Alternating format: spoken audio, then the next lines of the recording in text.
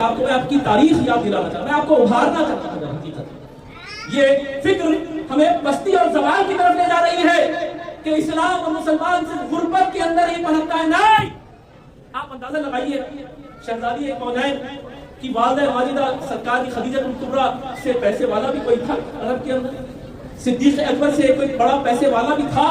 تو اسلام آپ کو اس بات کی دعوت دے رہا ہے کہ محنت کرو، دن میں محنت کرو، رات میں مصلی پہ خدا سے طلب کرو اور اللہ ہمیں خوب عطا کرے گا۔ عزیزان ملت اسلامیہ، اگر ہم ہندوستان ہی کا جائزہ لے چکے، ہندوستان ہو، پاکستان ہو، بنگلہ دیش ہو، یہ سارے تو ہندوستان میں نیچے پہلے بڑے سکتے۔ ہندوستان میں انگریز آنے سے پہلے صرف ہم نے کلکتہ کے مسلمانوں کا جائزہ لیا تو اس میں پتہ لگا کہ مسلم حضرات کے پاس، جو کلکتہ میں رہنے والے، بنگال میں رہنے والے جو مسلمان تھے، ان کے ایک ایک گھر میں جتنا سرمایہ اور ایسٹ ہوتے تھے وہ برٹش کے شاہی خزانوں کے اندر نہیں پائے جاتے تھے۔ کیا برٹشرز پاگل تھے کہ ہندوستان آئے تھے؟ اور جب ہندوستان آئے تو ہندوستان میں حکمرانی کس کی تھی؟ اس کو سونے کی چڑیا بنایا کس نے؟ وہ آپ ہی کے اسلاف نے اسے سونے کی چڑیا بنایا تھا، مسلمانوں ہی نے تو سونے کی چڑیا بنایا تھا۔ تو یہ جو بات ہے کہ نہیں بھائی ہم اپنے اندر ہی خوش ہیں، نہیں، تمہیں اپنے آپ کو بھی خوش رکھنا ہے، گھر والوں کو بھی خوش رکھنا ہے اور پورے معاشرے کو بھی خوش رکھنا ہے۔ بھلا ہو ان حضرات کا جنہوں نے ہمیشہ سے مسلمانوں کو غربت کے ساتھ جوڑ دیا۔ نہیں، آپ اندازہ لگائیے، ہماری پہلی ماں سرکار کی بیوی خدیجہ الکبریٰ رضی اللہ تعالی عنہا، آپ کا کیا حال تھا کہ خدا کی قسم عرب کا بیشتر حصہ آپ کے دسترخوان پہ پڑتا تھا، آپ کے دسترخوان پہ پڑتا تھا۔ وہ کون؟ ہماری ماں، وہ پہلی مسلمہ حضرت عمر رضی اللہ تعالیٰ عنہ کے عہد کا واقعہ ہے کہ ایک شخص نکلا یمن سے اور زکوٰۃ دینا چاہتا تھا اور وہ پہنچا مدینہ منورہ تک اور اس کو ایک بھی مسلمان ایسا نہیں ملا کہ جس کو وہ زکوٰۃ کا اہم سمجھ سکے اور زکوٰۃ دے سکے۔ یہ مسلمانوں کا حال تھا۔ تم نے مسلمانوں کو صرف غربت تک محدود کر دیا۔ اللہ تعالیٰ اندازہ لگائیے، یقیناً یہ بات صحیح ہے کہ جب اللہ نے موقع نہیں دیا، تنگی ہے، تو پھر قناعت پسند ہو، اللہ کے اوپر شکر ادا کرو، اپنی چادر سے پیر مت پھیلاؤ۔ خدا نے تمہیں بہت کچھ دیا ہے، یہ ڈالر والا گھر نہیں، کوئی بات نہیں، لیکن اگر اس قدر حالات نہیں ہیں، آپ صرف 100,000 کا گھر ہی افورڈ کر سکتے ہیں تو پھر 500,000 کا گھر لینے کی ضرورت ہے۔ اپنے آپ کو پریشان کرنے کی ضرورت ہے۔ اگر آپ کرایہ $2,000 ہی افورڈ کر سکتے ہیں تو $5,000 کے مہینہ اخراجات اپنے سر پہ مسلط کر کے تمام گھر والوں کو پریشان کرنے کی ضرورت ہے۔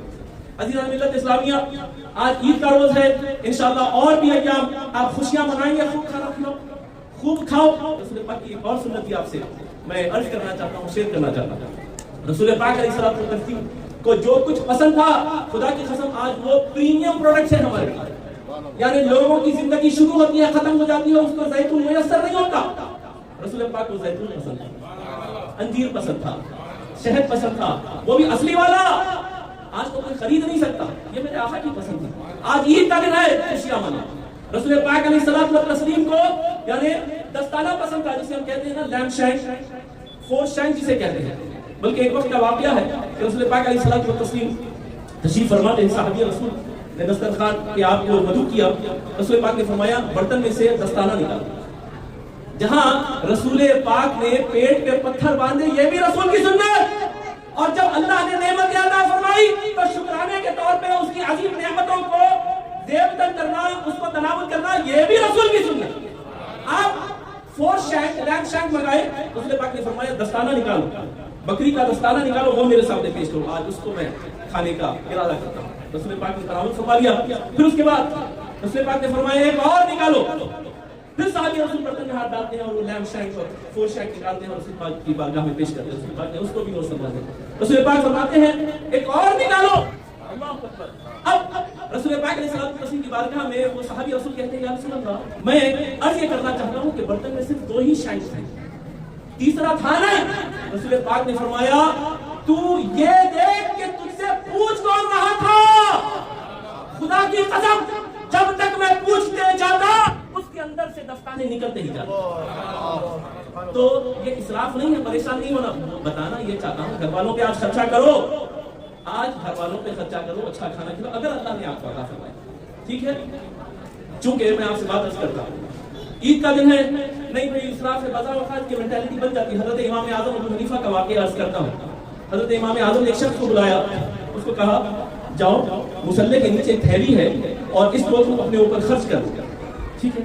اس کے ظاہری لباس کو دیکھ کے حضرت امام اعظم ابو حنیفہ نے یہ فرمایا, اس نے کہا اے امام وقت, اللہ نے مجھے بہت عطا کیا ہے, میرے پاس بہت سارا پیسہ ہے. تو آپ نے فرمایا ارے اے نیک نصیب, پھر تیرے لباس سے یہ کیوں نہیں دکھتا کہ اللہ نے تجھے عطا کیا ہے؟ تو معلوم یہ ہوا اپنے آپ کو ایسا مت رکھو کہ لوگ تمہیں دیکھ کے ترس کھائیں, بلکہ لوگ دیکھ کے کہنے لگے کہ ہاں الحمدللہ یہ مسلمان. تو اچھا لباس پہننا یہ بھی سرکار کی سنت ہے, اچھا کھانا کھانا یہ بھی سرکار کی سنت ہے. یعنی کائنات میں جو اعظم رسول ہے, رسول اعظم ہو, خدا کی قسم ان سے مالدار تو کائنات میں کوئی ہے نہیں. امام اعظم ان سے مالدار ان کے وقت میں کوئی نہیں, غوث اعظم ان سے مالدار ان کے زمانے میں کوئی نہیں. ہمارے جتنے اعظم ہیں الحمدللہ ان سے مالدار کوئی نہیں, آپ اندازہ لگائیے. لیکن غرباء و مساکین کی دلجوئی کے لیے اگر انہوں نے ایز اے ہیوملٹی, ہمبلنس, انہوں نے اگر سادے کپڑے پہنے ہیں تو وہ مجھ جیسے غریبوں کو خرید لانے کے لیے. لیکن اللہ نے جس کو عطا کیا ہے خرچہ کرو, پریشان ہونے کی ضرورت نہیں. سمجھ رہے ہیں؟ آپ رولیکس کی گھڑی پہنے, لیکن اس کا یہ مطلب نہیں کہ خود ہی رولکس کی گھڑی پہنیں گے اور سگے بھائی کے گھر میں فاقہ پڑ رہا ہے تجھے اس کی پرواہ نہیں. سرکار نے فرمایا من لم یہتم بامر المسلمین فلیس منہم, کہ جو مسلمانوں کے احوال کے تعلق سے فکر نہیں رکھتا وہ مجھ میں سے نہیں ہے. سگی بہن کے پاس فاقے ہیں, قرابت داروں کے پاس غربت کا یہ عالم ہے کہ اپنے آپ میں ہی خرچ کر, لیکن ان سب کو بھی اپنے شیئر کے اندر لے.